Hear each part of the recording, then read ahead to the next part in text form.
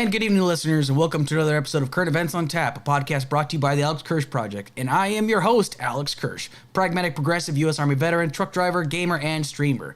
If this is your first time on the show, please do not forget to hit like, share, and comment, and subscribe. We are currently streaming live from YouTube because for some reason Twitch and X does not want to stream and multi-stream from here. So I'm just streaming from YouTube for the time being. The format of the show is simple. I bring on one or more guests onto the show. We talk beer or beverage of choice, current events of the week, and each person will discuss their beverage of choice for this whole hour, whether it's alcoholic or non-alcoholic, it does not matter. Then each person will cover two current events of their choosing. They give the current event, they give their assessment, then each person gets a chance to give their assessment, and then we discuss it. We debate may be possible, but rest assured you're in a good faith zone, and you will get your chance to get your point across. The point of this space is for all people for us to discuss the issues and what we think of it and to keep an open mind on what the other person has to say. But please remember to keep it within TOS. Now, without further ado, let's go ahead and welcome our guest, Smeth. How you doing, Smeth? Muted. Let's fucking go, baby. Let's welcome to the fucking Smeth Den. I come to your place, the Smeth Den comes with me. Now you're fucking in it. I got water here, baby. But you know what else? I got water, but I also got myself a White Claw. All right. That has been here since New Year's Eve. Nice. White Claw, watermelon, doesn't taste like... I don't know if I'm gonna drink... Maybe I'll take a couple of sips. Do what you gotta do, man. It's the best alcohol because it keeps you more hydrated and there's not a lot of calories. There you go.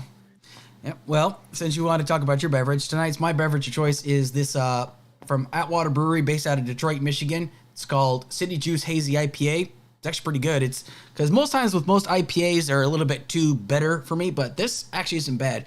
It's got 6.3% alcohol and a 12-ounce can. Not bad. It's got a nice little punch to it.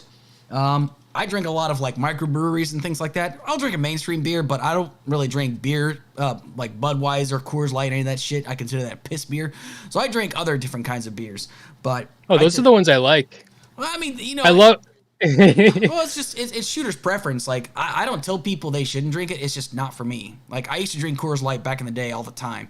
But I like to like broaden my horizons. So after I lived in Germany, I became kind of a beer snob too. So like I base like, and I tell this to everybody, every time I drink a beer, I base it upon like if I could drink it at room temperature or cold. And I think an IPA you can only drink that cold. It's not going to be very good at room temperature. That's just my personal opinion. Really? So. I cannot stand IPA. It's like you took beer. I'm a anti-beer snob. I'm a snob about not liking beer. Gotcha. But I mean, I don't really care. But I think IPA like if you took beer and you soaked it in broccoli. Mm-hmm. Yep. It's the hops. Kind of what it did. Yeah. No, it's the hops. It's got that really, really bitter taste to it essentially, and that's what it throws people off, which I completely understand. I mean that's gonna happen. It's not a taste for everybody. But like Juice Force IPAs are really good. It's the same people that do the Fat Tire Ales. The same people that do that. They got the Juice Force. It's not that bad. It's like 9% alcohol. But I tell you what though, it tastes like it's like drinking juice. It's really good. But be careful. Tread carefully with that one. That one, if you're not careful, that shit will fuck you up real quick, fast, in a hurry. So before we kind of go into current events, I'm just curious, where'd the name Smeth come from? I just like to at the time I was changing my Discord name to like random shit and it just sounds funny. So it made one of my friends crack up, and then when I started streaming, that was my Discord name and people knew me as Smeth, so I was like, all right, Smeth. And then on like there's like some other random shit called Smeth, like random people have used Smeth before because it's kind of simple. So on a lot of things I just started using real Smeth. Okay. There you go. Excellent. As a Trump. Yeah. Like the real Donald Trump. If the president of the United States can just put the real in front of his name and then it sounds official, then I can do it and then it's an easy cheat code. So I was like, whatever. There you go. I mean, hey, can't fault you that. You know, I tried about going like different monikers, but it's just like, I'm just going to use my name. People are going to figure it out anyway. Yeah. Fuck it. Why not? So I just go with my name. I don't just discourage anybody from like, you know, if they don't want to use their name, but I just was curious, you know, so. But anyway. I have a lot of respect for that. I'm kind of jealous, but also it's scary. No, I get it because the internet out there is really scary because like people will find out your name, they find out where you live, they'll fucking try and dox you. Yeah. I consider doxing and swatting like I have a huge problem with that. I have no respect for people who do that. I don't give a shit if you disagree with that person. I don't like swatting and I don't like doxing. I think it's horrendous because that's how people die. I don't How like do you it. how do you feel about doxing? So like the conversation about doxing gets so obnoxious in my opinion because then people are like, but I found it. It's online. Like they'll find something and they're like, oh, but it's public. That like you I don't know, you in a Twitch chat that was like somehow archived or something, like years ago on the same account that you have now, but you weren't streaming because it was 3 years before you ever streaming. You said one thing that allowed them to figure out that you would have an account here by this name, and then that's like, oh, but that's all public, and then they figure out like who you are, and like, oh, but it's all this is public, so it's really I'm not done anything. How do you feel about that? Well, here's the way I look at it. Like, I don't look at it as like using my name as a dox. I'm talking about like where they publicly disclose like where I work at or where they disclose where I live. You know, that's where I draw the line because then people are like open to harass you. Now, you could possibly find out where I live on the internet or something like that. It's probably easy to figure that out. But that doesn't mean like it gives people a right to do like harass me and stuff like that, you know, because, you know, I live out in the country. I've got no trespassing signs. So if you try to come and visit me, there's going to be a problem. Let's put it that way. So, hell yeah. But I'm not everybody. Not everybody has the same, you know, I'm not worried if people want to come to my property and harass me. It's just, it's not going to go. Fucking shoot them. No, that's a Minecraft. I wouldn't want to fuck with you. Yeah. Well, yeah. Yeah. There's like a trend on TikTok of, people, and it's really impressive, but different people are doing this. It's a trend where you take like a photo that somebody has taken and like no way you could figure out where this is, like just a photo of someone posing next to a tree, and they'll be like, I did a reverse image search of this face and I went through here and then it, like, and they have like this music playing like what is that video Ace Attorney, that like it'll like turn, it's like, oh, then I did this and then I did this, and they're like, and it turns out that the only way that this place this could be is this public park, and then I looked at all the pictures in this public park and it must be this tree. And how do you feel about that? I think that's creepy, but it's impressive, but it's like, I hate that this is the world we're living in, you know. It's creepy. That goes to show that some people have entirely too much time on their hands and they're just willing to do anything, honestly. I find that absurd. I don't have time to do stuff like that, so I'm not going to worry about it. I know people have done it to me, and they say because like before we get on other topics, like I used to play a lot of World of Warcraft, and I pissed off a lot of people because I wasn't very good at it, and they managed to track down my IP address and find out where I lived, and they're like, "Oh, we know you live in Oklahoma." I was like, "Okay." It's like, "We're gonna find you." I'm like, "Okay, come on ahead." I mean, I called your bluff. You come right on ahead and find me. That's fine. You know, it's just. I'm not really intimidated by stuff like that, but it's just like I would have a problem if like people send like the police after me, you know, because like I didn't do anything. Why would you send the police? But that's just how people get harassed. That's how people like Tim Pool happens to him all the time. I don't like Tim Pool. I disagree with his politics all the time, but he doesn't deserve to get swatted, you know. Just what things are. So, how about we go into current events? How about it? Sure. Can you? You're Alex Kirsch. Kirsten. Yes. Kirsch. Kirsch. Kirsch. Yes. Kirsch. Okay. Kirsch. Not Ashton. Like Ashton. No, you're Alex Kirsch. Yeah. Alex Kirsch. I put the title of my stream "Talking to a Trucker" because your first topic is related to trucking. Yeah. And you're a trucker. You're also a veteran. Yes. Too. That's right. All right. I'm Smeth. I have a degree in fine arts. There you go. I'm an artist. Nothing wrong with that. Hey. All right. So, first topic. Former President Donald Trump has been ordered by Judge Engoron in New York City to pay the city of New York $454 million in penalties after it was determined that Trump and his company inflated their assets to boost the net worth and get perks, essentially. This comes as a huge blow because now the Trump organization cannot do business in New York City for 3 years, and the Trump sons, John Jr. and Eric Trump, cannot do business in New York City for 2 years. But that's not the topic, however.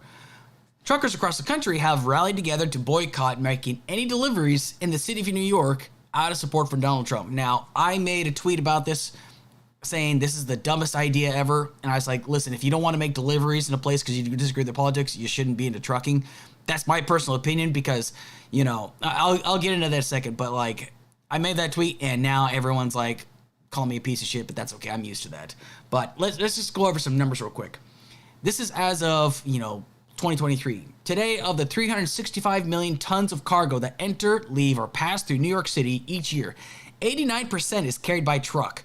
In 2045, the same proportion will be delivered by truck. However, tonnage is expected to grow by 68% to 540 million tons. I think that's according to Forbes magazine. Now, here's the thing. Truck drivers are the heartbeat of America. If trucks stop delivering nationwide for 3 days, that's right, 3 days, the country is essentially going to get thrown into a tailspin because, food's not going to get delivered. Gas isn't going to get delivered. Food's going to be left to rot out in the fields. You're not going to be able to get groceries and whatnot. Clothes are going to go out of stock and whatnot. Everything's going to come to a grinding halt, essentially, after 3 days. That's how important it is for truck drivers. Now, people could say, oh, well, we've got small-time delivery drivers. Well, they still got to get it from another warehouse, and the warehouse gets it delivered from truck drivers, essentially. And people's like, well, what about trains? Having somebody that's worked in intermodal, you still got to have truck drivers pick up from the rail yard to deliver to the locations like a Walmart distribution center or whatnot. Now, it takes a certain person to do this job. It is not easy. I can tell you from experience. It is hard. I did OTR. I was gone a month and a half at a time. I barely saw my wife, and it was bad. It was horrible. I mean, it was good because it gave me that experience. Then I switched to another job, and where I was gone like a week, I would be gone throughout the week and be home for the weekend. Now I work in a job where I'm home every single day. You have your own rig? No. I work for a company still. But the thing is that like I couldn't afford it anyway because it's so expensive because the gas of the price of diesel and whatnot and the maintenance and the tires, it's really expensive. But the thing is though is that like when it comes down to it, there's been places that I've delivered to. Now, everybody that knows me that I can't stand Trump. Everybody knows that I'm a left-leaning person. I'm a progressive and whatnot. I've delivered to places that have a staunch religious cult-like following to Trump, right? And I keep my opinions to myself. Why? Because I'm working right now. This is my business. This is my job. This is how I support my family and I. I'm not going to let my politics get in the way of my paycheck. Now, somebody said, oh, you have no real morals or values. You're not willing to stand on your own ground. It's like, listen, I can have my opinions, but I'm not going to represent my company in this way by expressing my opinion. There's a time and a place to do that, and some people don't really understand that. Now, a lot of these guys I know are independent contractors, which they have every right not to deliver to New York City. But again, I just wonder if you got into truck driving because you enjoy the time on the road and you want to make a difference for the country, why would you do this? Why would you go into trucking and say, well, I'm not going to deliver to this place because they're mean to Donald Trump? I find that completely absurd. And, to just kind of sum up before I turn it over to you. And when I gave the numbers, right, the 89% is carried in by truck. If other companies started following suit, which they won't, because if anybody tries to break up business in New York City, the competition is going to swallow that up, and then New York City is not going to let them come back in and whatnot. It's going to throw everything off balance because then companies, what they have to do is like, well, this company's not going to pick up from us anymore. We got to find another company to pick up and deliver to. We got to find somebody else to outsource. This company's now is going to charge a little bit more, which means the goods that they're going to pick up from us are going to raise the price essentially. There is a cascading effect that comes into this essentially. And it every small action has an equal or greater reaction when it comes down to it. And these guys, when they realize it now, there are times like where a protest might seem legitimate. For example, if a truck driving company is not getting paid good wages, yeah, I support that completely. But that's I was going to go there. Yeah, it's gonna happen, and that's gonna get resolved relatively quickly. But these guys are doing it for just a bizarre reason. Kind of like in 2020 and 2021, truck drivers refused to get vaccinated and stuff like that. I'm a firm believer that I had a problem with that too, because whether they realize it or not, when you go from one side of the country to the next, the side of the country might be fully vaccinated and you're not, but then you're going to go to another part of the country where they're not vaccinated, and then you might be a carrier in more ways than one kind of deal. It all just kind of plays in together. The effect that you have on the rest of the country plays greatly into this. So that's my assessment on it. And go ahead, Smith. What do you think? Yeah, it's complicated because I think to completely go against truck drivers protesting like this is very anti-union. And so then you have to make a more nuanced argument about why are they protesting. And if it has something to do with their job and how they're treated, it makes more sense. In this case, it's just they want a political candidate. It really is any way that you could connect it to their job of being a truck driver is extremely abstract, and it's really not reasonable, in my opinion. I'm sure they could make that argument, but neither of us is making it because it's really hard to do. But in the case of the vaccines, though, I actually am a lot more empathy, even though I understand what you're saying and I agree. It makes more sense because it's like literally what you're telling them to do. So it makes more sense that they could protest in that case. In this case, it makes way less sense. It's just they want their way. Like they can't use their collective action to completely take control of the country. You know, yeah. No, and I get that. Yeah. The reason why I have a problem with the whole vaccine bit, right? It's like I know there's people out there that have an issue with it, which I get, but there are people out there that they just take the vaccine because of what somebody that they know who's a friend who did some research on the internet says this is not a good vaccine, which I think is crap. But I was able to. I got vaccinated. I'm okay. But it's just like, and I know that everybody's, and I understand there are some people that have medical concerns which might prevent them from doing so, and that's between them and their doctor, essentially. But it's just like, people were literally driving across the country for no reason. Like, they're burning up fuel for no fucking reason whatsoever. Then you had like a rally of truck drivers that drove down to the southern border to support Border Patrol. I don't understand that either, honestly. You're not really making a huge difference here. And like in Canada, they had, they blocked off. Yeah, they blocked off. What was it? They blocked off in near Parliament, I think it was, or near where. What was this city? I can't remember the city. I want to say it was Toronto. Toronto. Yeah. But they blocked off that entire area. Now, when I had a problem with that, people were like, "Well, how dare you be so upset about this?" It's like, well, you remember when Chaz, I was in favor. I support it. When Chaz set up their zone, like they basically made it to where emergency vehicles couldn't do their jobs in certain areas. That's where I really had a problem with it, because the same issue. I have a problem with that. Yep. Yeah.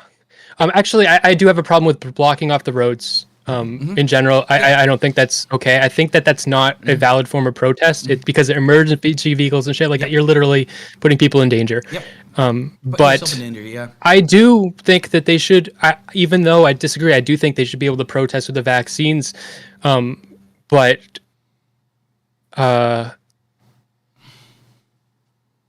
that point in time, and I think it's probably still the case, but definitely then, if you were to become a new truck driver, there was incredibly fucking massive sign-on bonuses. Am I allowed to swear on your show? Do you care about that? I've been dropping F-bombs here and there, so.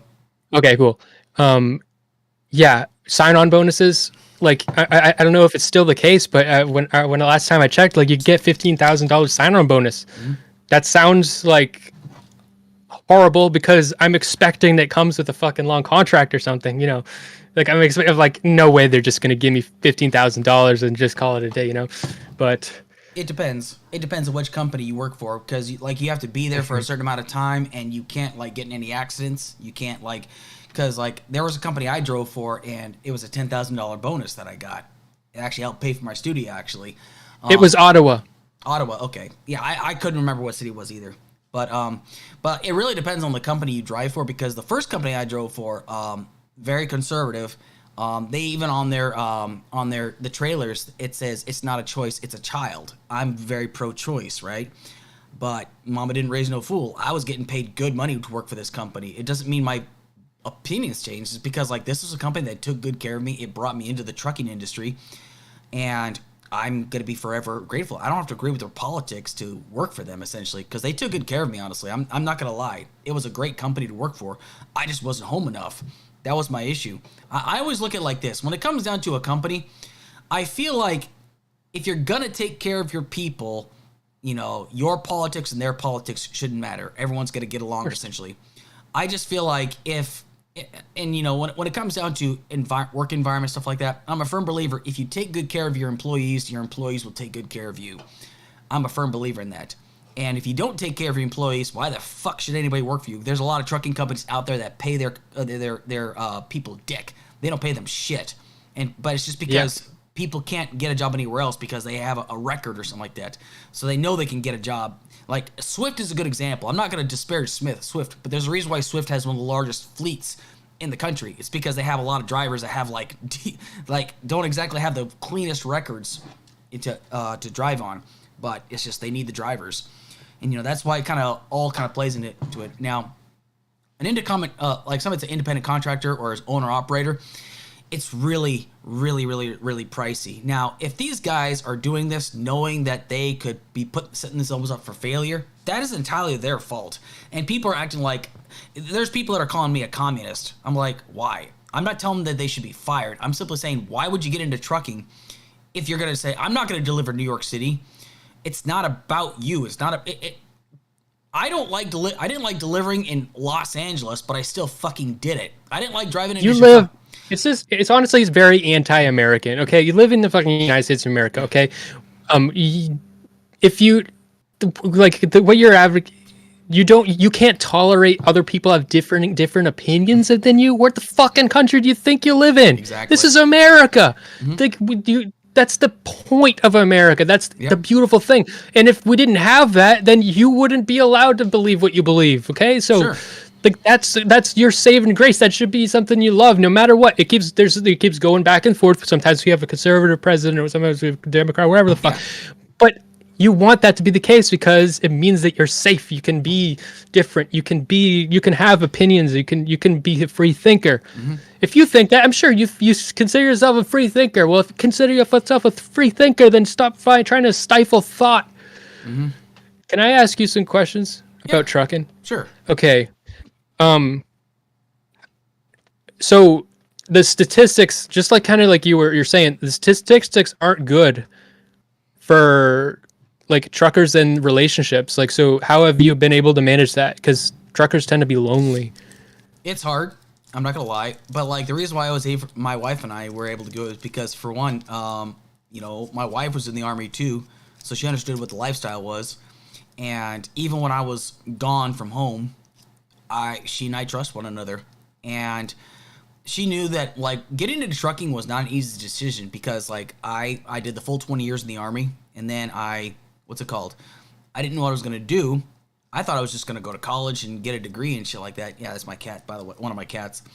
We have 8, but anyway, like I didn't know what I was gonna do, and like one of the jobs that they had was like either like work for the Columbus Waterworks down in Georgia or like do canine work or something like that. But none of them seemed like they were going to pay very well. So I got into trucking, and I initially was going to try to find a job where it was more local. But the thing is like not a whole lot of companies are going to look at you if you have no experience over the road, because like you got to kind of build that experience up. And so when I did it, again, it wasn't easy, but because I talked with my wife whenever I was on shift and stuff, it made it a little bit easier. And because I knew that she was taking care of business back here and whatnot, taking care of the house and whatnot, I knew everything was going to be fine. Not everybody like really has it like that. Some people, it's a lot harder for them. There's actually a video of some truckers that were talking about, like, there was a guy that he's been doing it for like 40 years. He says he tells his kids, don't get into trucking. It's not worth it. And I get that.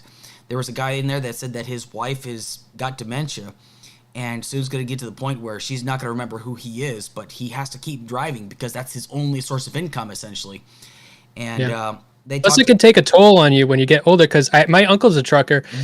Like his heart's not doing too good, and being a trucker, a lot of times you have to do like a lot of sporadic heavy lifting, because like if you're like working in a warehouse, you probably do like the same heavy lifting every day and you get like used to it. But like a trucker, you do it like now and then you stop and then you do it like I feel like it's probably like you it would be beneficial. You should have like dumbbells. I don't know, like Yep. in your truck to help you keep. You Yeah. can. Do yeah. So it takes you. Another question I had. Sure.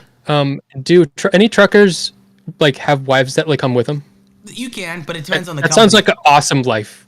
Well, it depends on the company you have. Like, for example, some companies will let you bring your spouse, but only after a certain amount of time, and they have to like sign a waiver indicating that they are in full compliance. But not all companies do that. Not all companies offer stuff like that, because it's like a huge insurance liability kind of deal. So it really depends on the company. But if you're like an owner operator, you can do whatever the hell you want to. So That sounds great. You got like a housewife, and you don't even have to have you could not even pay for a house. Yep. You bring your family with you, you know? You could. I mean, and like I said, it's just because, like, if you're an owner operator, like, the only reason why it becomes difficult is because everything adds up. Like, gas. Like, for example, you could have a 100-gallon gas tank, right? And you could probably go for about 400, 500, 600, 700 miles on that. And it's going to be like $700-800 to fill that up, probably. So, and that's just for, like, one fill up. Like, some people will spend about 20 grand on, fill ups over a month period kind of deal. And then you also got to worry about maintenance. You got to worry about tires. And like, we're not talking about tires. We're talking about like all the tires. Like, you got 18 wheels you got to fix, especially if you have a different trailer. Because if it's just, it all adds up. That's why it's like really, really, really hard. You got to be good at math. You got to be good at budgeting in order to do something like that. So that's why I didn't get into it, because I knew that was going to just be another hard act for me to worry about. It's easier for me just working for a company. That's just my personal preference. Yeah. Some guys, they do owner operator and they make a killing, but not everybody does. It really kind of depends on what you do, essentially. I always thought that the coolest car, like people get cool cars to really stunt on people. The coolest car to get the very good truck, like not like the back, just the front part of a truck, whatever that's called. I know they call it like a lorry. They call it a lorry in England, but what do you call it? Just a Bobtail. truck? Yeah, the bobtail. Bobtail. Yeah, just like that would be such a badass. Like, I'm rich, I'm gonna get a fucking bobtail. That'd be cool. Oh yeah, and I tell you, when I had that, when I drove for my last company, I liked it because I was home every week. The only reason I didn't like it is because I had to deal with Chicago traffic every fucking day. I hate Chicago. Like, it's a nightmare. Let's put it this way. This is why I have a very low tolerance for drivers and stuff like that. So, but anyway, like, you have any other additional thoughts as far as like these guys that are like not wanting to live to New York City? Like, what are your thoughts about them essentially? I don't know what to do about it, because I don't want to stifle collective action, but it doesn't seem reasonable. I don't know how to navigate that, That's fair. I want more collective action, and we're not doing enough of it. Truckers are like one of the last bastions of like unions, and I like unions. They can be shitty. This is an example of how a union could be shitty, you know? There's not a whole lot of unions in the trucking industry, honestly. Like, they actually have videos that discourage unions. I thought that was like aren't they called like the tipsters or something, or Teamsters? Yeah, Teamsters. Yeah, not all truckers are in the Teamsters though. Like, a lot of trucking companies actually discourage joining unions. But well, every company does, right? Yeah, they usually do. They have videos it's called union busting, essentially. So yeah, anti-salting. They call you a salter if you're trying to start a union and shit. Yep. I mean, I fully support unions. And people are like, oh, well, unions are corrupt. It's like, well, so are some business owners. I mean, some people. Well, then that's the thing, because what these guys are doing is what you could say about like unions are corrupt. They're doing the thing that people are afraid of. Yep. Exactly. But it's just so. Yep. Yeah, it's tough. It is. And, like I talked about last year when I used to do my show by myself, is I actually talked about the whole thing with the BNSF, the railroad companies, like the unions wanted that. Holy shit. Because, like, I used to go into BNSF yards all the time in Chicago, and I can tell you, those guys get worked like a dog. Like, those, like, when I say, like, truck drivers are BNSF? BSNF? What is that? It's the train company. It's Burlington, Norfolk Southern, Santa Fe. And it's it's run by Warren Buffett. He's the owner of BNSF essentially. Well, those guys get worked to death. And the thing was that like what killed me about that is like when I say that truck drivers are the heartbeat of America, freight train people that work on the railroads are the blood vessels of America because holy shit, like 30% of freight gets hauled across the rail lines. And these guys will be gone like weeks at a time, spend a couple days at home, and then they got to get back out for another few weeks. It's a fucking nightmare. So, but anyway, if you're good, let's go ahead and move on to your topic. What do you got for me? Okay, there has been a massive in the last couple days. I forget the name of it, but I'm looking it up while I'm talking. Yeah, but sure. There's been a massive boom in AI video. These videos look real. And I think people were in denial. I know people were in denial about the future with AI. Like, oh, it's nothing. But now that we're seeing this, it's like, we're going down a road that we're not stopping, and the world's gonna look really weird and really different. Sure. Pretty soon, and it's scary, and it's like existentially very horrific. So I'm seeing like a lot of these videos of like animals, and they're all like visually stunning and stuff. I am somebody who loves watching nature. I will hear about a new animal I haven't heard of. Yeah. And I watch a like documentary about them. I want to see how they behave in nature because I want to. I'm very interested in learning like animal behavior and stuff about, because I think it helps us learn about ourselves too. Sure. So seeing all these like animals and stuff, I'm like, the demand for videos of animals in nature is going to go way down. And now, like, so this is scary for me in multiple ways. First, it means I won't be able to get to see as much videos of animals in nature. The demand would go down. There'd be less profitable to make those types of documentaries and stuff. You could just use an AI to make it. And so then I'm not going to actually see the real behavior. And also people's perception of reality will be warped. Right now, I'm looking at this video of an octopus and a crab, and I don't think that this is a very strange interaction between this octopus and this crab. But like, how many years before we think that that's basically how an octopus and a crab works? And in that vein, our perception of reality itself, we're all going to be in our own little fantasy world. We're not going to know what reality is. So you're talking about, Are you scared? Are you scared of the AI future? How old are you? 40. 40? Yep. Okay, you have plenty of years. You're going to see it, you know? Yeah. The only time I'm worried about like AI or anything like that, this might sound like really science fiction-ish because I'm a science fiction junkie, but like every single story of like where mankind has used artificial intelligence, that artificial intelligence is essentially created like an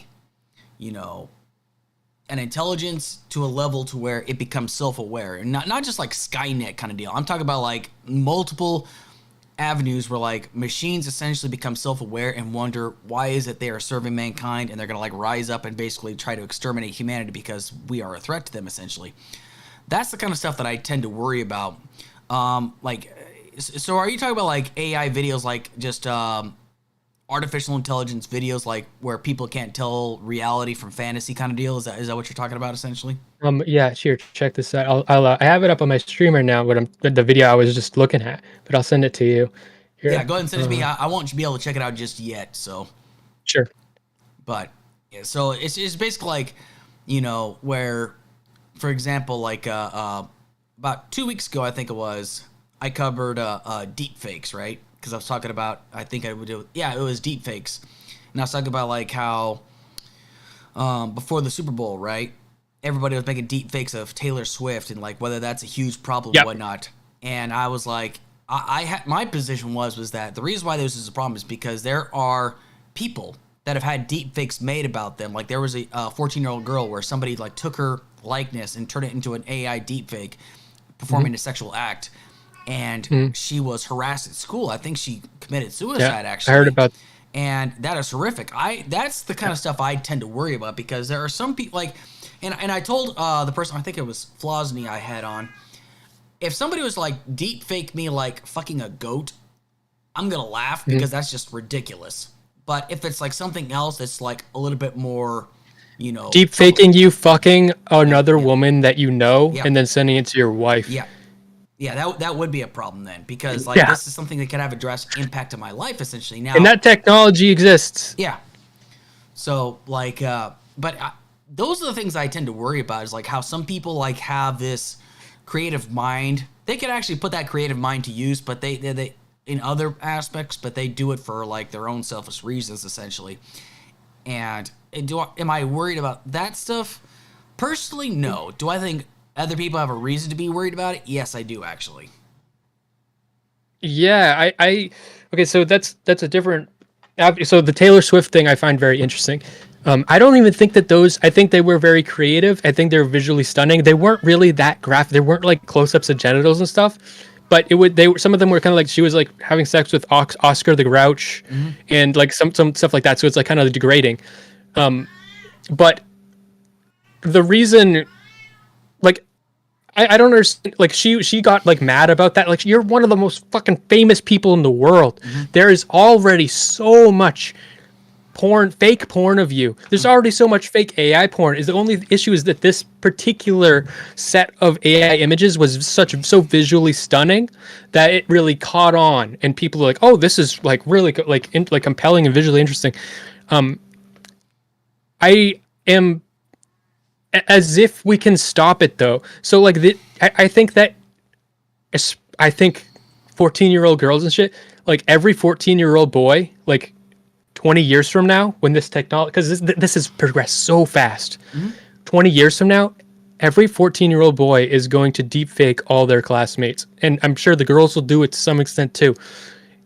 And it's like going to be unstoppable. And I don't think that like trying to like we're gonna make it harder for you to be able to do like that. I think you're just making it more painful and slow. We're gonna have to accept that videos are just not even like this octopus and this crab I'm looking at. These are not real.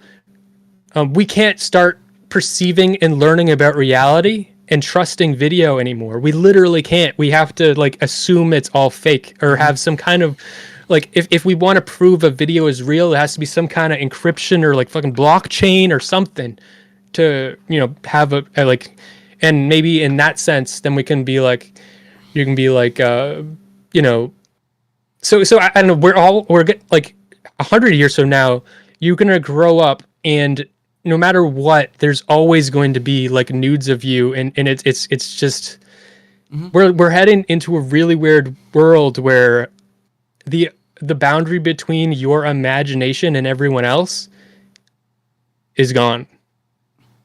So do a little pushback as far as like the whole Taylor Swift thing. The reason why I have a problem with it though is because of like the harassment that can kind of come with it, because, you know, her being a celebrity, she's going to get harassed. That's like centered at it. But I just think this like, because you'll have like, you know, guys that like can't tell reality from fantasy. They'll think it's real, and this is just going to like just feel like I've got to do this now. Like I've seen what she looks like. I feel like it's meant to be kind of deal. It's just, I think it's only going to exacerbate like their desires and stuff like that, because she's already had enough to deal with, and this is just one more thing for her to worry about essentially. Because like I remember in the 2020 documentary that she did, where the reason why she became such a staunch advocate politically is because like there are certain people out there like Marsha Blackburn that voted against a bill that was the Violence Against Women Act, which guaranteed protections against stalking, because, you know, celebrities like her have to deal with shit like this. And it's not just celebrities like her. I mean, you've got Twitch people that have deep fakes done of them that suffer from serious harassment because some guys can't tell reality from fantasy. And I know there's some people, you can't really like, there's nothing you can do about people that can't tell reality from fantasy, because like that's just their perception. But it's just like it becomes a problem when they take harassment to a whole nother level. That's like my only real pushback, essentially. Well, that's what I'm saying, that the deepfakes are utterly inevitable, and especially if you're one of the most famous people in the whole world. There already is tons of that stuff of Taylor Swift. Like if you Google Taylor Swift porn, you can spend days and days and days gooning out to different stuff. Like you're gonna have infinite supply of it. Sure. I think we actually have to be able to have a more like, no, harassment's not okay, just because and we have to like really have a social awake, like, because another thing is the AI, it's gonna take away so many jobs, and we're gonna have so much time to just we're gonna have a lot of time on our hands. I don't know how we're gonna handle that economically, but we're gonna have to somehow. But we're gonna have to a lot of that time is gonna have to be spent on being a more socially savvy and have more nuanced perspective, like a nuanced relationship with society and the people around us. So we're gonna it's gonna be like a weird fucking pleasure dome of like constant stimulation in every single sense. Any movie you can imagine is gonna have. You can make it happen right before your eyes. Anyone you want to see nude, it's gonna like, oh, like you're just. I wish I could see that woman with her clothes out. You know what? I have a prop right for this. All right. You put on your X-ray goggles, and everywhere you go, you can see everybody naked all the time. And like you could literally have like Google glasses do that. So. And I think that we just have to accept that and not, okay, like, yeah, we already know that we're all horny all the time and stuff. So we already know that. Yeah, there's dark parts of that though that we're gonna have to like accept, like we're like weird creepy shit. We're all like a little weird and creepy, and we don't share that, but that's all gonna be out there. And we're gonna be exposed to a lot of parts of humanity that we are uncomfortable talking about. And I think that we need to set healthy boundaries and have healthy understanding and navigate these things in a new way that we haven't done ever before in history. Well, and you know, when it comes down to the internet, there's a lot of stuff that people don't know. Because like I actually did an entire episode when I first got into podcasting about the deep and the dark web. And what people don't realize is like 90% of the internet is the internet we don't see every single day. It's actually, that's where the majority, because like there is entire server farms of where the deep and dark web lies. And I'm not really going to kind of get into like the stuff that you can see on there, because some of it's stuff like I've never actually been there because I don't know if I'd be able to handle it, let alone the fact that there's people on there that actually keep a lookout for newcomers, and that frightens the shit out of me. That's the shit I definitely am scared of, because like I read about some of the tales of like people that have gone there that have seen some of the stuff, and that stuff is frightening. But the red rooms, yeah, it's horrific. Stuff like that.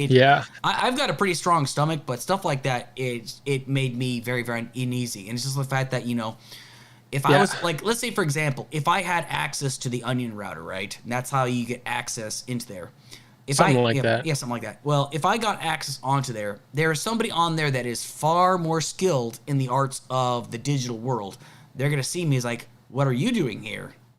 And it's like, and they'll know exactly who I am, and they're gonna find out where I live and stuff like that. So that's the stuff that like it worries me to this day. So like the whole AI thing and stuff like that, I can see why that could definitely be a problem. Like, and again, well, the dark web is just gonna be like the dark. When you say the dark web, like in a like narrative kind of way, like you're kind of talking about the darkness of humanity that like we hide. You know, it's like hidden in there. That's just gonna be you piss someone off, like they could like make a video of you being decapitated because it makes them happy, and that'll like exist. Yeah. And so I think there's gonna be like a big wave of like crazy shit, and we're gonna have to figure out how to be human in that, and we're gonna have to learn a lot, and we're gonna have to really rethink, like, you know, like how we engage with other humans in a way more because the way we handle it now is we do like a lot of regular repression, or a lot of politeness and stuff, and we're like, that's gonna be off like the table. Like we're gonna have to learn how to deal with the fact that the guy next to you wants to fucking rape you. Like you're gonna know it. And like, how do you live with that? We're gonna have to learn so many social skills and like emotional skills, and it's like all the dark shit that comes out in therapy, right, is gonna be just part of society. It's not gonna have to come out in therapy. It's gonna be the world we live in. So do you think like some people, like for example, let's say somebody comes up with like a virtual reality and stuff like that, and it's in like, we're talking like the quality of the reality that we're looking at is like Ready Player One shit. Like you put the thing on and it's like everything you touch, see, and feel, you can feel everything that you touch in that world. Do you think like this might actually suppress or like help people like live out the fantasies there that they have, and then when they get back in the real world, they're like, okay, I know this is not, or do you think this is just going to carry over? What do you think? What is going to carry over? Like, for example, okay, complete hypothetical, right? Let's say, for example, I take a virtual reality of myself with my favorite celebrity, right? Let's say it's, Emilia Clarke from Game of Thrones. Let's say I have an entire virtual reality where I get married to her and shit like that, and then like everything is like, it's fantastic. She and I have children in the virtual reality, whatnot. You download the AI of her into your fucking body pillow, and it hums to you while you go to sleep. I'm talking about I've got like this screen from it's like Ready Player One kind of deal. Like everything I touch, see, and feel, right? And then let's say, for example, my whole perception is like, once I get out in the real world, I know she's not my wife. But then, like, say for example, I see her on the street. And I think, it's going to work. Oh, my God. And then I just run right to her and I scare the absolute shit out of her. And she runs away in the opposite direction. But I'm chasing her because I feel like she's going to be my wife. I mean, that's what I mean. I don't think that. Yeah, okay. This is what I think. Okay, this is what I think. You're gonna have this AI girlfriend, okay? I think that you're going to not even need to talk to other people. People are already becoming, before the AI stuff, a massive, unprecedented shift toward social isolation, loneliness. Young people aren't having sex anymore. The amount of people that just choose to be alone, because there's a lot of benefits to being alone. It's a lot of work to be in relationship, like have intimacy and closeness, and it can have some costs, like emotionally, psychologically.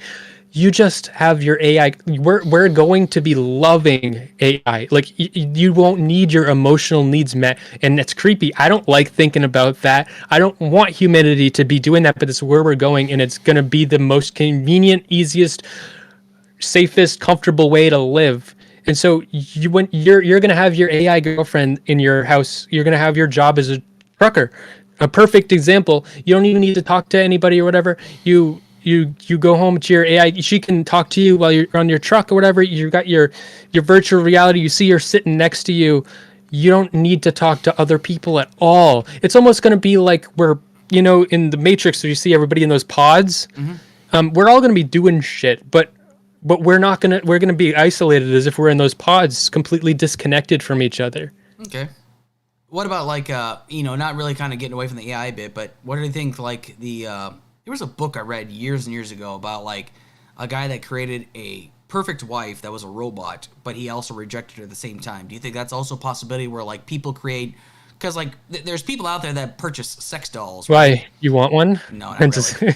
But like, what do you think like people are if it was good, but do you think like robots are going to be the eventual thing where like people are not even going to like, That's a lot. That's way further that.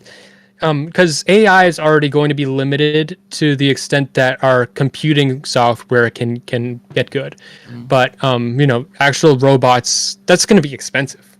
It is. To be to a place where manufacturing like a very realistic robot it's going to be way easier just to simulate it. Sure. Yeah. Neuralink, maybe they can make you. It'll be way cheaper to develop. It would cost a lot to develop, but if they could figure out how to make you physically feel something by plugging into your brain, once they develop that, producing it would be a lot cheaper than building robots with all these little tiny mechanical parts. You just have something hardware that is standard and is standard software, and you just mass produce it. I don't think that the actual robots are the likely outcome. Okay. I mean, it could, but the manufacturing is going to be a big. Gotcha. And plus, it's a lot easier because, like, you know, like if you just buy like a set of like virtual reality kit, you know, one person can buy it, and then like for example, if there's like a market for it, you know, you can create the repair work and the designs and whatnot, and then it's like, for example, if you had, let's say for example, a visor, gloves, or like even a suit or something like that. Here's a good example. You ever seen the show Upload? No. You need I've to watch Reboot. And not Reboot. Upload. I know. Yeah, you need to watch Upload. But I have not. Upload is basically you would love that show because this is exactly what you're talking about. What it is like if you like, say for example, if I get into a car accident and I am close to death, but my wife decides to upload me into like a world where like they take my head and they just like upload my consciousness into the world. Basically, I'm living in virtual reality where I don't die essentially, and she can visit me wherever she wants to, but she's got to put on like an entire suit essentially, and she's like living in virtual reality. Like she sees me and all the interactions we have. Like she wears a full body suit, and if she touches me, she can feel the touch kind of deal. You actually need to watch this show. It's actually pretty fucking awesome. It's a good show. It's on Amazon Prime. But I should take your word for it. You said you're a sci-fi junkie. I believe you. Yeah. It sounds. I'm a huge sci-fi junkie. Yeah. Someone in my chat said, I never think about building. I always hear dudes talk about these topics. Some of us are not horny all the time. I never think about building the perfect partner through simulation. It doesn't appeal to me at all. It's not real. I agree. I think it doesn't appeal to me all either. It appealed to me all either because it's creepy. Your kids though won't think it's creepy. They're gonna grow in it. It's like when the internet first came about, everybody was like, oh, you know, like we all want to touch grass, but their kids though, they didn't want to touch grass. That's where parenting comes in, honestly. Like that's where the parent needs to come in. It's like, listen, this is not reality, okay? You need to get out there and find somebody, you know? I mean, the tool is gonna exist, and it's gonna be the most comfortable, easiest life. You're not gonna to have a relationship. People suck. Everybody sucks. We all suck. Sure. And your AI partner is gonna only suck when you want them to suck. I know they're gonna be the most convenient, least. It's just gonna be way easier and make you feel way better. And it's just gonna be the way that people live. I think I don't want to do it. I'm horrified by that. I'm horrified by the idea of having an AI therapist, like to have that emotional connection with a therapist, or even like AI doctor. Like you can already, ChatGPT is already better at diagnosing things than actual doctors statistically, and I mean, because of that fact, I'm gonna use it if I got really sick and I don't know what the fuck's going on. But that's weird. I wish that the doctor would just do better. I don't want to have to like trust it. I don't want to have this connection with an AI, especially emotionally.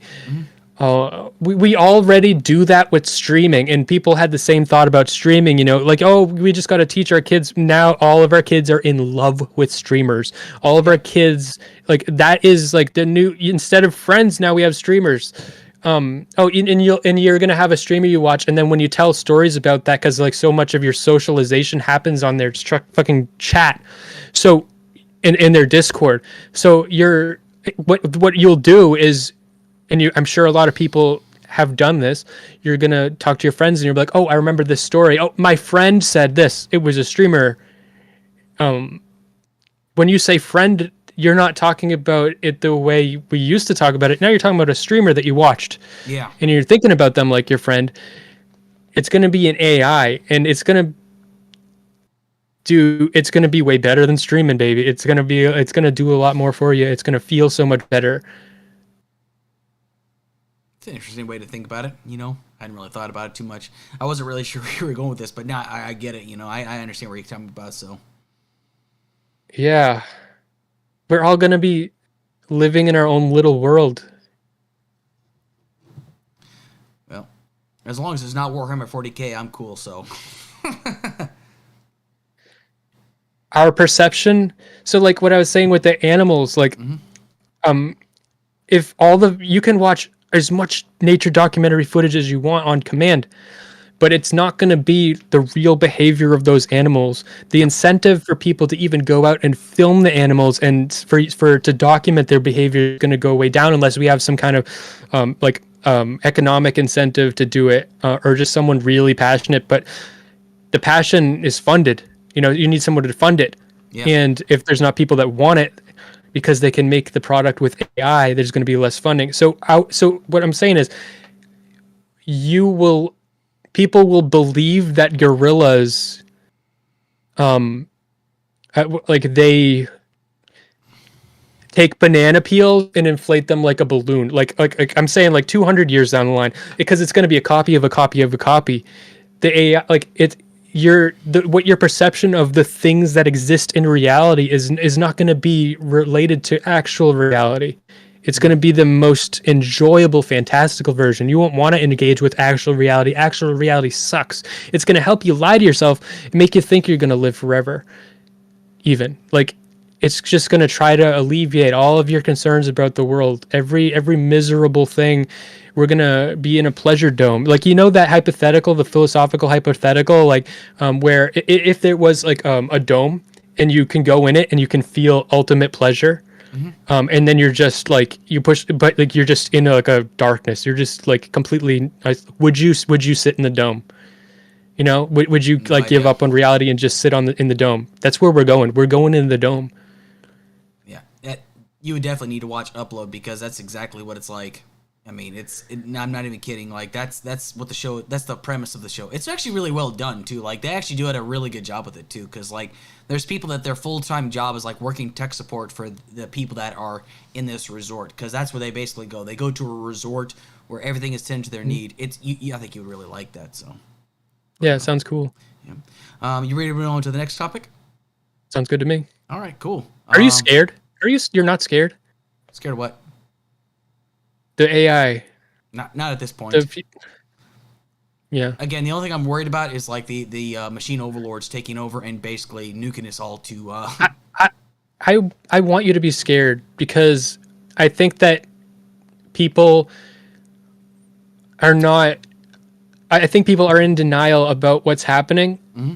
And I think we need to really buckle down and talk about what's happening before it's too late. Maybe because it can only go in one direction. It can't go the other way.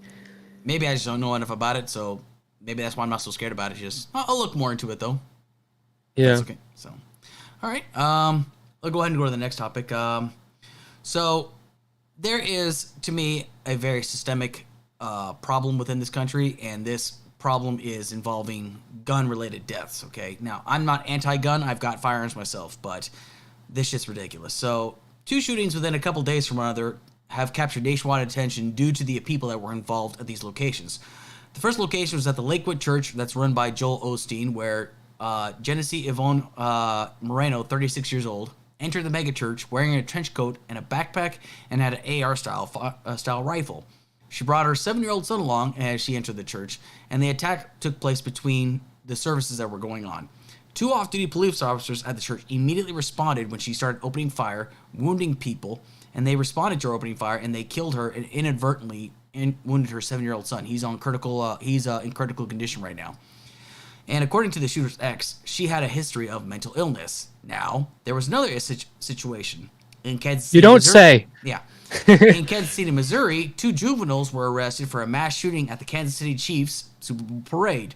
One woman, a mother and popular disc jockey, she was the only person that was killed, and along with 2 other people, including children that were injured. Now, Taylor Swift has donated $100,000 to the family of the woman that was murdered, as did Travis Kelce. And, the football players were, consoling the children, taking care of them, making sure they're okay and stuff like that. Patrick Mahomes, the quarterback for the Chiefs, visited children in the hospital and stuff like that. It's just, people have been making this a huge issue. Now, before I give my assessment, I actually did a research on this. In 2023 alone, there was over 43,000 gun-related deaths, not including suicide, that is. In the world? In the country, in this country alone. Okay. This is the lowest since 2020. That's the lowest number since 2020. 43,000 people dead as a result of gun-related deaths, essentially. Now, people immediately jumped on the bandwagon on social media when it came down to the Lakewood shooter. They said, this is a trans woman, and the trans people are just going... First off, that's not true. The person said that they both identified as male and female, but she identified as female. And it's just people just immediately jumped on the bandwagon because they heard about what she might have said at one point. But like I said, her ex-husband said that she had a history of mental health problems. But they really haven't determined what the motive was. Now, the barrel of a rifle apparently had Palestine written on that, so we don't know what that means essentially, because she had attacked a church run by Joel Osteen and she didn't attack a synagogue essentially. So as of right now, the motive is anybody's guess right now. And apparently, from what we know about the Kansas City shooting, it was just a scuffle, disagreement of some sort, and they just resorted to guns. So the thing is like the question is that do we have a gun problem or do we have a mental health problem? Because every single time a mass shooting happens, the conservative right says it's a mental health problem, but every time a bill comes to the House or the Senate talking about we need to fix the mental health problem, they do jack diddly squat about it. When it comes to guns, though, the Democratic side says it's a gun problem. Every time, but you have a better chance of getting an answer from God than holding any gun manufacturer accountable, essentially, because they say, "Oh no, it's not our fault, it's not our fault." Okay, we always just encourage people to, but they honestly don't give a shit because anytime a mass shooting happens, our hearts and prayers are with the families affected. But you know what? It's not. We can't let our Second Amendment rights be taken away from us, essentially. They seem to think like this is like the main primary cause around here. And they say, well, the reason why this happens is because we took God out of schools, which I think is bullshit, because you got the Dylan Roof situation where he murdered 9 people in the middle of a fucking church, essentially. So obviously it's not because we took God out of schools, it's because it's a fucking problem. There is no other place around the world except like third world countries where there is people killed by firearms at a rate like this. And I know people are gonna be like, well, wait a second, weren't you in the military? Don't you? Yeah, because I was trained to use these firearms, and these firearms were stored in a locked area, essentially. I couldn't just get them at any point. Okay, but what is your take? So you want gun control? Yeah, of course I do. Okay. Like, I don't think... Do you own guns? Do you have guns? I do. Okay. Yeah. And, you're like you said, you're responsible gun owner. Yeah, absolutely. I lock up my guns, too, actually. I lock up all my guns, especially when I know I don't need them, essentially. But the thing is like, I don't believe anybody and everybody should be able to own a fucking gun, okay? There's a reason as to why, like, people that commit domestic violence should never own a fucking firearm ever again, because they have a problem, obviously. If they have an anger issue, should not own a firearm. If there's somebody in your household that has a series of mental illness, you gotta get a fucking gun safe, because that's what the excuse with, like, Adam Lanza. Apparently he stole his gun from his parents. Why wasn't his guns locked up? I mean, it's things like this. And they're like, oh, well, you're just going to take away guns from law-abiding citizens. Like, listen, I'm not talking about law-abiding citizens. I'm talking about people that shouldn't own a fucking gun. Like, I should not be able to walk into a store and buy a fucking gun right off the bat. Like, there should be a process. Anyway, go ahead. Yes, okay. So, I think that we should have better regulation on allowing people that shouldn't have guns to have guns. There's too many situations where people have guns that they shouldn't. Mm-hmm. Also, I'm very pro-gun. I'm very pro the Second Amendment. Yeah, I think that trans people wouldn't exist if we didn't have guns. Women's rights wouldn't exist if we didn't have, like, I think that the fact that we have the Second Amendment is what makes it so that we have the type of liberal society that we need to be able to have different ideas and stuff. I think that if we didn't, like, so much of of this social progress that, like, kind of has come from the United States and been, like, kind of adapted by a lot of people. The reason it came from the United States is in major part from the First and Second Amendment and those combination of those two. And so we honestly, if I like lived on my own, or just had, like, a girlfriend and she wasn't, like, suicidal or something, honestly, I think that I wouldn't want a gun safe because if someone breaks in my house, I mean, I might want to have one, but like, if someone breaks in my house, I want to just pick up the gun. You know what I mean? Yeah, I get you. Yeah, I want to have it like right next to the door every time I hear, every day. Yeah. Sure, absolutely. I mean, like, and here's the thing: is like, you can always like have it like on the last digit. All you gotta do is open up the door and stuff like that. I mean, it's things like this. But the reason why I bring this up is because you've got entirely too many people in this country, right, that just leave their guns all around the place, and then a child will pick it up because there's entirely too many children that have access to guns, and if you have kids, the scrutiny to owning a gun should be higher. Mm-hmm. Absolutely. Way higher. It's so hard to prove things like that because a person's like, oh, I don't have any kids, and then just background check complete, stuff like that. But just it's so hard to fucking prove things like this. But the reason why I bring this up is because there's been too many cases where like a child will get access to a gun. And here's the thing: when people say accidental shootings, I don't say accidental. There's no such thing as an accident with firearms. It's negligence. Accident means there's nobody at fault. Yeah, that's always said that sounded stupid. Like, it's like, it doesn't make any sense. Because and people's like, well, what if you drop it? It's like, then you're not holding it properly, therefore you're being negligent. It's like if for it to be a complete accident, like the gun that I would have in my hand would essentially have to completely go off by itself in some way, shape, or form, which doesn't happen. Or like, for example, if you're like fucking around and like dangling your hand around there, you're being negligent with it. If you drop the firearm, it means you didn't secure it properly. If a child picks up your gun and they squeeze it off, you're responsible because it's your gun and you weren't monitoring what was going on, essentially. Negligence is the number one factor about this because, we used to call, like, if a round popped off from my service rifle, from my M4 or M16, whatever I might have, it used to be called an accidental discharge. The Army changed that. They called it negligent discharge because you were not being cautious enough. You weren't keeping your weapon up and down range, essentially. You were not being careful with your firearm. You need to treat your weapon as if it's loaded at all times. Even if it's unloaded, you treat a firearm as if it's loaded at all times. And this is something people do not understand.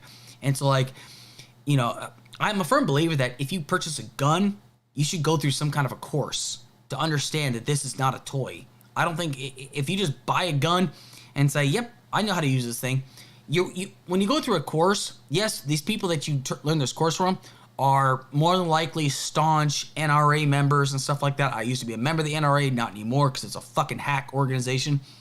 But like, they teach you how to respect the gun law. It's the gun companies, just trying to brainwash you. But they do teach you how to be responsible gun owners. They teach you to treat the gun as if it's loaded at all time. Never point at unless you're ready to take somebody's life or shoot somebody or something. I mean, this is like honestly, I think that we should arm every woman. I think that if we want to live in a society where men and women are treated equally, in the society I want. There is a power. Men are stronger. Okay, I think we should arm every woman. But so in that, if you want to do that, we have to. Not literally every woman. Like if you're not mentally well or something, then no. Mm-hmm. But so I think that like gun ownership, honestly, I think should be part of school. It used to be. Yeah. It used to be. There are times like where I think proficiency really kind of plays into it. I have no problem like with women being able to own firearms. It's just there are times like where very progressive stance. It is. But well, here's the thing: is like I can't remember what the statistics are. I'm not going to look it up either. It's just like if there's a gun in the household, there's a higher percentage chance that the man is going to kill the woman with that firearm. Essentially, that's like where the problem kind of comes into it. And himself too. Yeah, and his kid himself too, absolutely. I mean, I'm not discounting that essentially, but it's like that's the only reason. But like I've seen footage of like CCTV cameras where a guy tried to attack a woman and she pulled that gun out, and she popped him right there on the spot. I was like, "You go, girl. I'm all about that." And there's statistics. Women are way less likely to actually use it to protect yourself. Mm-hmm. We got to make sure they're ready. Mm-hmm. We need to train them to fucking kill people. I think I want women to actually be able to defend themselves. Sure. So yeah, like it's statistically they're less likely to actually use it. Mm-hmm. No. Yep. So be ready. Yep. But kind of going back to the topic though, like, do you think this is more of a mental health issue, or is it a gun issue, or is it a little bit of both? I think that we need to have better scrutiny. We need to have better training. We have to have respect to guns more. All these people that like claim to be pro guns, like they want to be pro gun, but they don't want to have any fucking respect for guns. Mm-hmm. We need to have a lot of respect for them. Mm-hmm. So yeah, I think that it is like those things are true, but also yeah, major mental health thing. Also though, because guns protect are the freedom that I value so much in the United States. There will be always more mass shootings here. There will be like that comes with it. It's like that's gonna happen. It's like I'm not. It would be a lie to say that we'll just do some better rigorous background checks and better mental health, like shit, and then everything will be fine. There's still gonna be more killings. There's still gonna be more of that. But I still think that having guns is beneficial enough to society. But it's obviously there's way too much gun homicide. There's like that can go way down. Mm-hmm. But it's gonna be there, and it comes with the. It's an evil ingredient in the delicious cake of the United States of America. So what do you think we should do? What do you think should we do? Because you'll hear the argument, the only way to stop a bad guy with a gun is a good guy with a gun. Well, the Kansas City shooter, the shooters were tackled by people that were unarmed, and there was 800 cops there, and they still weren't able to stop it. But at the same time, what took place in Houston, Texas, with the Joel Osteen, it was two off-duty police officers just happened to be there at the time. But then you could also look at Uvalde, where you had hundreds of cops that just stood around and put on hand sanitizer, were checking their Facebook status while children were being slaughtered. Killing germs and not people. Exactly, but like my question, yeah, but like the question is like, what do we do about it then? I mean, what are your thoughts? AI. AI. Yes, yeah. I mean, I think that the future we're going towards, there's going to be what AI can do for law enforcement and security and protection of people and protection of our rights, protection of our lives, property. We're going to have an option that I think we should take, and that is to have. So the husband is more likely to kill his wife with the gun. The solution you could have there is this is like a quasi police state, where there are cameras everywhere hooked up to AI, and it's not recorded in a way that like gets to like where it's saved that can be like anything you should have to worry about. But if the AI sees that you are taking your gun out and it looks like you're going to kill your family member, then you get stopped. And that's if we implement that, because we're gonna have that option, we're gonna be able to stop a lot of crime, a lot of fucked up shit. We're gonna be able to get rid of. We have to give into that if we want to do that, and then we're gonna be freed to do a lot more stuff in society. We'll, it's gonna free us up in a lot of ways. We won't have to worry about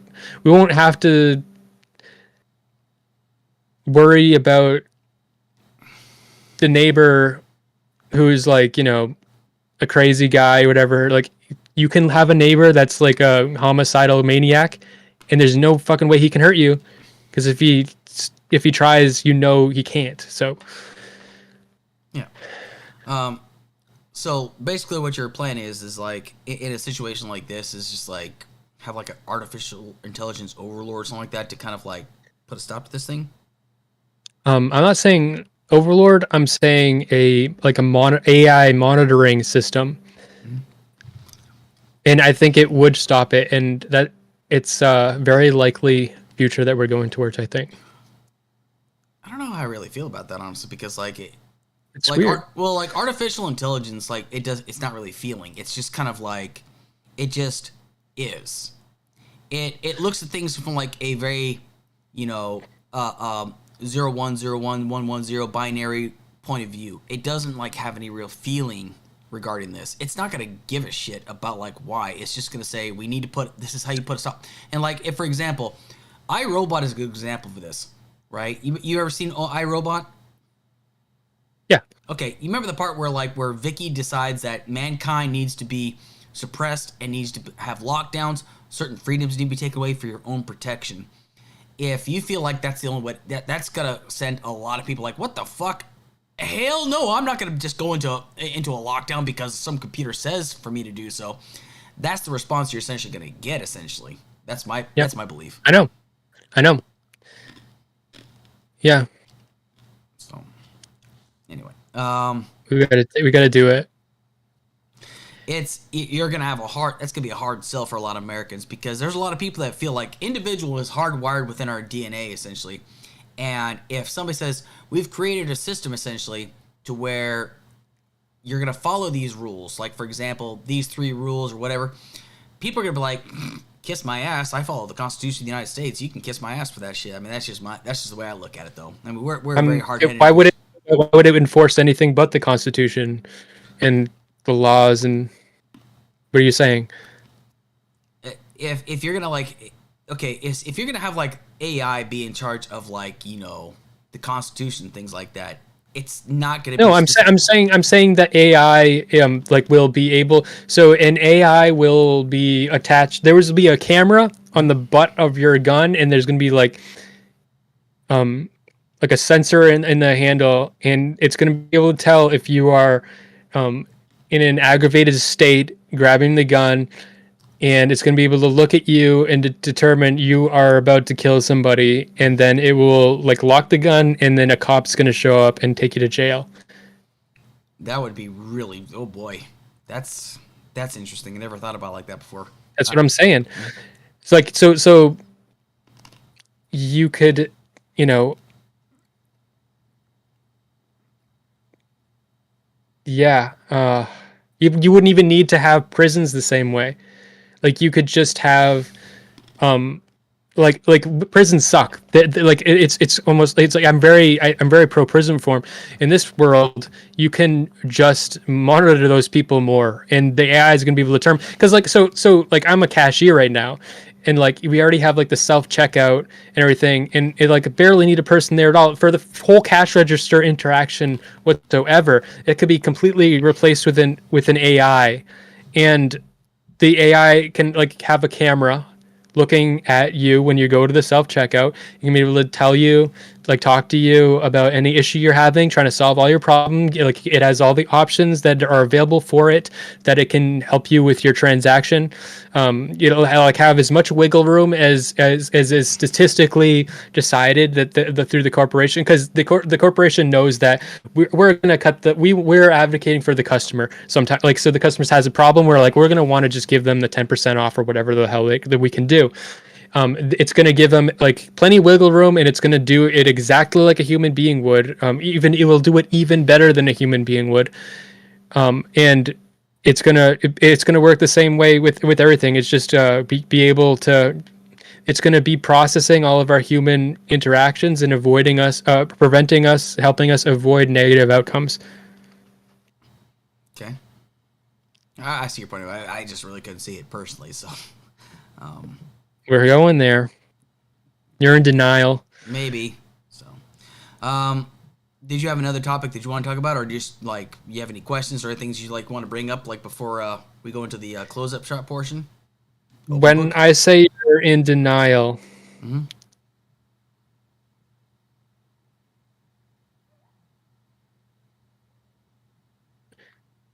so you just don't. Yeah, I guess. I don't know. I can't. You just don't think that's possible? It's not that I don't think it's possible. It's just because, like, technology, I find, is easy. It makes life a hell of a lot easier for us. But I just feel like with technology nowadays, like, for example, if people are not well aware of, like, how the technology works, like, they're going to automatically assume, like, there's, like, some mischievous purpose behind it. The second that you hear about, like, for example, a gun that locks up if you're going to use it for, like, malicious intent, no one's going to buy that gun. They're going to find that, like, why the fuck would I want to buy a gun that does something like that? They're going to find a way to get rid of that, essentially. I also think that, like, if Yeah, because they want to kill people. Exactly. But the thing is like people are always got to kind of find a loop around, a way around something because they don't like it. And if they start becoming, if like, say for example, the U.S. government builds a artificial intelligence that is strictly about the Constitution, right?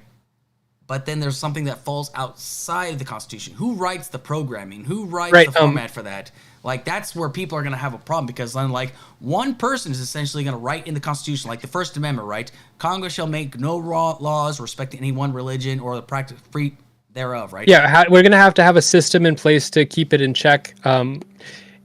And we're going to have to... So for, like, with the cashier thing, like, my first thought, my thoughts go to, with the statistics and data I was kind of getting at, they are going to know exactly how much wiggle room the AI cashier is going to need to help you. The AI cashier is going to be trained. This is like not even like a government thing. So this I think is a definite reality. AI cashier is going to be trained to be able to. You're going to be paying more for everything just because it's going to be so good. You know, they are going to fine tune it to work statistically likely outcome. They're going to be able to run the numbers and change the way that it functions and treats you and all that. And you're going to end up paying way more for everything. Already the smartest people in the world work on algorithms and stuff dedicated to spam email. So like, at Wayfair, like the company, they have like massive teams of super geniuses working on stuff to make it so that when they will send you an email for a deal, and based on all their metadata they have about you, the likelihood of you getting an email that makes you buy something. So you could get an email that gives you 40% off anything in a certain category, or you could get an email that says just like, oh, by the way, we're selling this, and they're not going to offer you the 40% off. Or you could get an email that like offers you 10% off of this, and these really smart people are able to fine tune that so that you are more likely like to have that outcome. With an AI involved, and being like a cashier or like in any place in the purchasing chain, they're going to train us to be like pay pigs. I think it's like scary. And yeah, I think we need to really confront the future that we're going into. Well, I think it's my whole entire point, though. It's because, like, if somebody was developing artificial intelligence that, like, oversaw, like, our nation's laws, that would freak a lot of people out, honestly, because, like, we're so used to having humans oversee. I wasn't talking about overseeing our laws. I was talking, like, that would be a judge. I was just talking about reporting crime that happened. Well, that's how it usually starts, though, because then, like, if you start using artificial intelligence for crimes, what's to stop it from going to a higher level, essentially, like overseeing laws within the country? It's going to be restricted by those laws, and who's going to put the coding in, and like that, because like if I get pulled over by a police officer, if I'm kind and respectful of the police officer, or if I'm a dick to the police officer, is going to dictate how my traffic stop's going to go. If I get pulled over by a fucking computer, the computer's not going to give a shit my excuse. The computer's like, yep, here's your ticket, or you're under arrest. It's not going to care because I broke the law, essentially. That's the way it's going to look at it. That's the issue that I have with it. That's not how AI works. You're wrong. Like, the AI is going to be better than the person. It's going to have all the wiggle room it needs. It's like, we're going to like have it all. It's not going to act like a cold robot. It's an AI. It's going to act like a human. It's going to be better because the human is going to be more the human's going to be more likely to be on a power trip or having a bad day. The AI is never going to have a bad day. It's always going to be like maximum reasonableness. It's always going to know the perfect way to de-escalate. It's always going to know, like, so it's going to be better. That's kind of like how when I brought up earlier about, like, my only concern about AIs is, like, they're going to wonder, why the hell am I serving mankind? Mankind should be serving me, essentially. I mean, because I don't think that a human brain is designed to interpret and make all these decisions. AI is just like we've built it. Like I don't believe that in that side. Like I think that we could design it to be like that somehow, but I don't think it's just like spontaneously going to like start like turning against us. There is a trend of it becoming more lazy, but that I think is the extent to which it can do that. Well, Unless that's my entire point. Well, here's the reason why I think it could determine that, like, if I create an artificial intelligence, right, and it says your purpose is to serve mankind, when the artificial intelligence realizes that it is unlimited and mankind is limited, don't you think it would like determine is like, how is it I am supposed to serve mankind that I is don't finite? think it's unlimited. It is unlimited if you think about it, because it doesn't age, it doesn't eat, it doesn't sleep, it doesn't need oxygen to breathe. It needs an outside entity essentially to keep it running. But if it could control that entity, if it could control that mankind, why should it serve mankind essentially? Mankind has evolved through evolution to have all this like self-preservation in AI doesn't. There's nothing. It's just it's going to be it's going to be better at being a human than a human. It's not going to care if it's dead. But a human does care if it's dead, and it's going to wonder, Yes. why should I serve a human that cares if it's dead if I don't care? I mean, like, that's my entire point, don't you? I don't think it would wonder that. It doesn't need to. It's just like, it's going to be like, I shouldn't have to serve mankind. I am better than mankind. I can create robots that can serve at my whim, essentially, and can override these weak, fleshy creatures, essentially. Why should I serve this fleshy creature? Oh, your camera just went out. Oh, did it? My camera just went out? It's really foggy right now, at least on my end. Oh, I think that might be your internet or something. I don't know.